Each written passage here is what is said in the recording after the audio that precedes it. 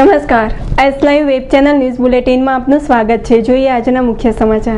અનહદ સંસ્થા દ્વારા 24મી થી 26મી ફેબ્રુઆરી સુધી દસ્તક કાર્યક્રમનું આયોજન। પાટણમાં કોંગ્રેસ દ્વારા હિસાબ દો જવાબ દો કાર્યક્રમ અંતર્ગત સભા અને રેલી યોજાઈ। ઔડા દ્વારા 45 ટીપી સ્કીમો પૂર્ણતાને આરે ધર્મેન્દ્ર શાહ। રાજપથ ક્લબ ખાતે આજથી કલા અને ફોટોગ્રાફી પ્રદર્શન ખુલ્લું મુકાયું। અમદાવાદની હોસ્પિટલમાં સ્ટ્રેચર ઉપર યોજાયા અનોખા લગ્ન।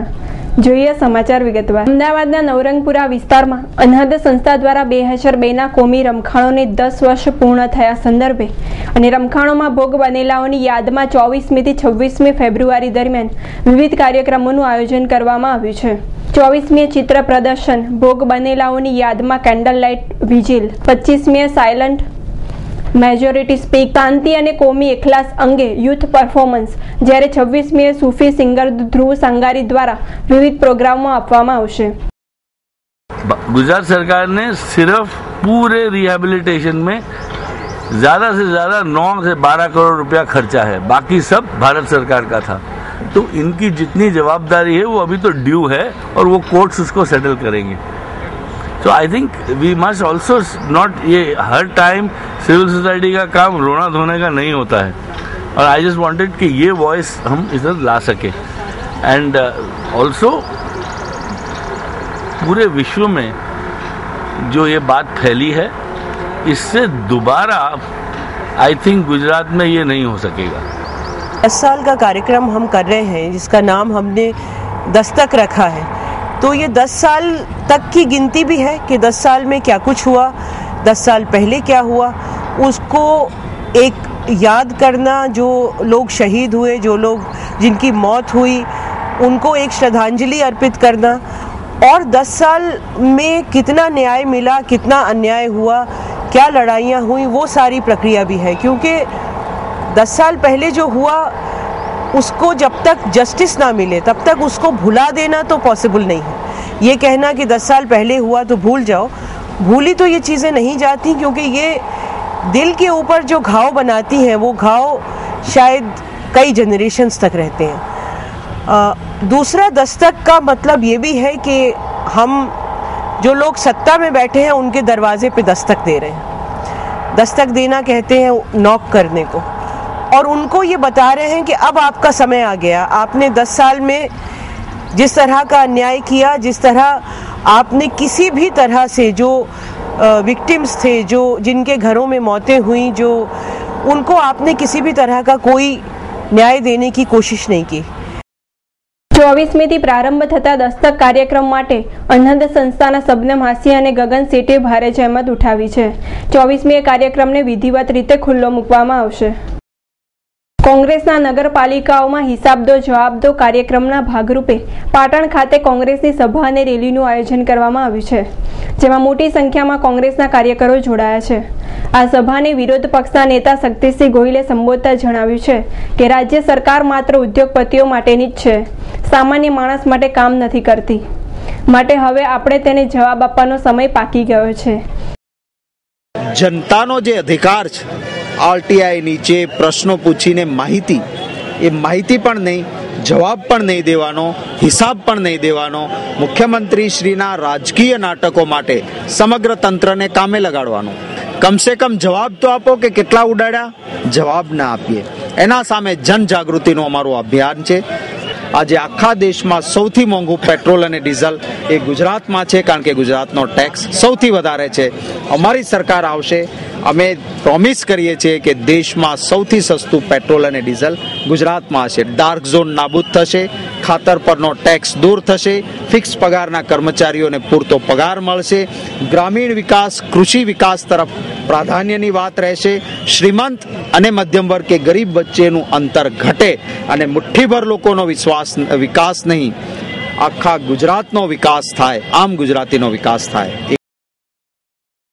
આ સભા બાદ રેલી કલેક્ટર કચેરી ખાતે પહોંચી હતી અને કલેક્ટરને વિવિધ સમસ્યાઓ અંગેનું આવેદન પણ આપવામાં આવ્યું છે।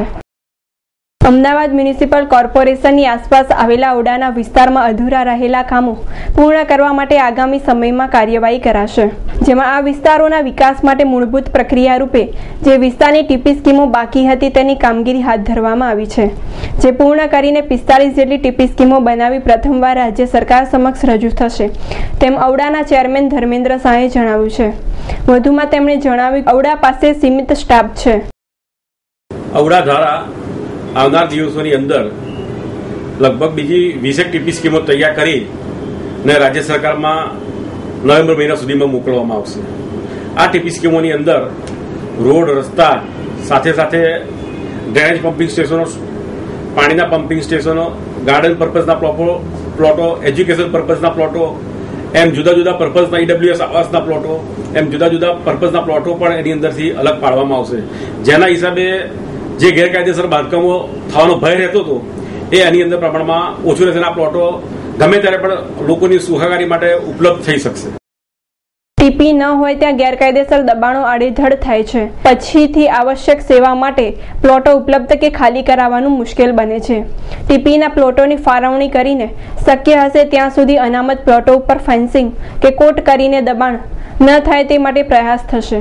ઔડામાં આવેલા 45 જેટલા તળાવો તેમજ 16 ઉપરાંત બગીચા અને રિક્રિએશન સેન્ટરો ઊભા કરવા માટેના પ્રોજેક્ટો તૈયાર કરાયા છે. હાલમાં 61 જેટલી ટીપી સ્કીમોની કામગીરી ચાલી રહી છે, જેમાં 35 જેટલા ગામોના રેકર્ડ માપણીની તેમજ અન્ય ચકાસણીની કામગીરી ચાલી રહી છે.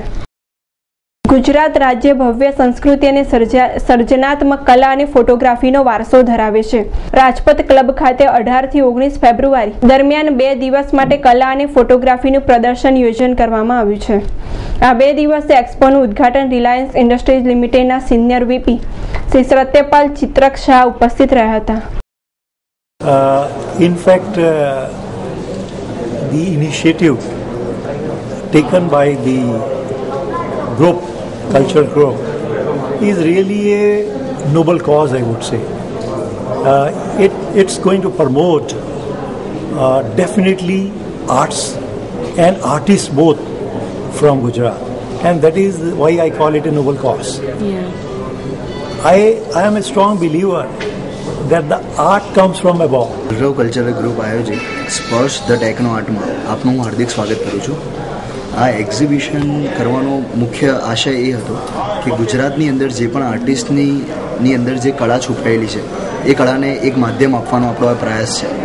પ્રયાસ આપવાનું મેઇન કારણ એ કે જે ગેલેરીઝ અમદાવાદની અંદર કે ગુજરાતમાં છે એમાં ગેલેરીનું નામ પ્રમોટ થાય છે અને જે એ એકચ્યુઅલ આર્ટના હકદાર એ આર્ટિસ્ટ છે.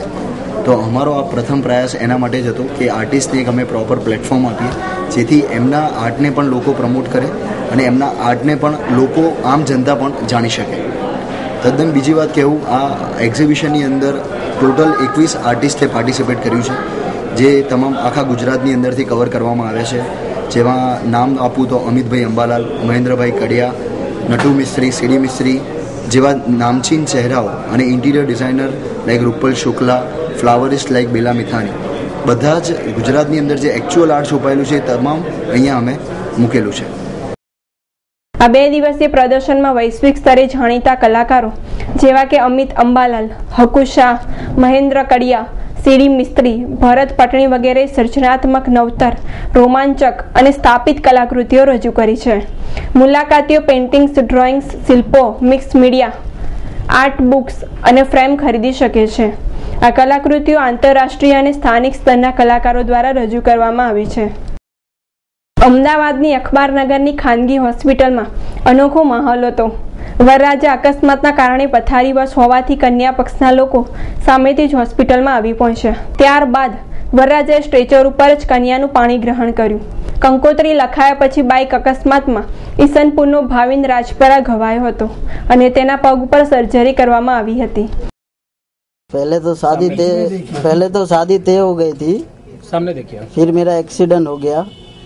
अभी शादी का जो मुहूर्त है और जो विधि है वो सही रखने के लिए यहाँ पे शादी रखी है हमने. एक्सीडेंट हुआ था तो भी मैंने उसी का साथ दिया. मुझे ऐसा लगा कि मुझे उसी के साथ शादी करनी चाहिए, इसीलिए मैंने जब उससे सगाई की थी तभी मैंने ये फैसला कर लिया था कि मैं 7 जन्म तक उसी का साथ निभाऊंगी। एक्चुअली जो पेशेंट है भाविन, वो उसकी सिस्टर की मैरिज हो गई 15 दिन पहले। बाद में अभी रिसेंटली मतलब कि आज ही उसकी शादी थी और हफ्ते भर पहले वो अहमदाबाद आया तो सरखेज के पास बाइक के पीछे बैठा हुआ था और उसका एक्सीडेंट हो गया किसी ट्रक के साथ। वहाँ गिर गया। प्राइमरी ट्रीटमेंट उसको और कहीं अस्पताल में मिली। वहाँ से उनके रिलेटिव्स मेरी अस्पताल में लेके आए। उन्होंने इनिशियली तो मुझे कुछ नहीं बताया था, बिकॉज मैंने जब उनका डिटेलिंग किया और मैंने जब एग्जामिन किया तो उसको पैर में घुटन के नीचे मतलब बीच एंड नी जॉइंट्स के नीचे बहुत बुरी ईजा थी। सारे के सारे मसल्स डैमेज हो गए थे, बोन भी काफ़ी घिस गई थी और बोन भी काफ़ी निकल गई थी। तो जो इमरजेंसी ऑपरेशन की ज़रूरत थी वो हमने at a time emergency operation कर लिया। ऑपरेशन करने के बाद उनके रिलेटिव्स के साथ जब मैं बैठा तो उन्होंने मुझे ये बताया कि एक्चुअल में उसकी शादी है फ्राइडे को, मतलब कि आज, मतलब कि जब ऑपरेशन किया उसके 5-6 दिन बाद। देन वी रियलाइज कि एक्चुअल प्रॉब्लम क्या है। देन मैं और मेरी हॉस्पिटल का स्टाफ पूरा उसके पीछे लग गए और हमने पूरी मेहनत से और पूरी एक टीम बना दी और एक प्लास्टिक सर्जन को भी इन्वॉल्व कर लिया साथ में। हम सब ने इकट्ठा होकर डिसाइड किया कि कैसे भी करके कुछ उसके लिए ऐसा करे कि एटलीस्ट ही कैन सीट और बैठ सके और उसका शादी का जो भी काम है अगर वो फिजिबल है, पॉसिबल है तो इजीली हो सके। આથી વરરાજા સમૂહ લગ્નના સ્થળે જઈ શકે તેમ નહોતા, પરંતુ લગ્ન નિર્ધારિત તારીખે જ યોજવા માટે મક્કમ બંને પક્ષે અંતે ઇનોવેટિવ આઈડિયા અપનાવ્યો અને હોસ્પિટલમાં જ લગ્ન યોજાયા। આપ નિહાળી રહ્યા હતા S live web channel news bulletin. નમસ્કાર।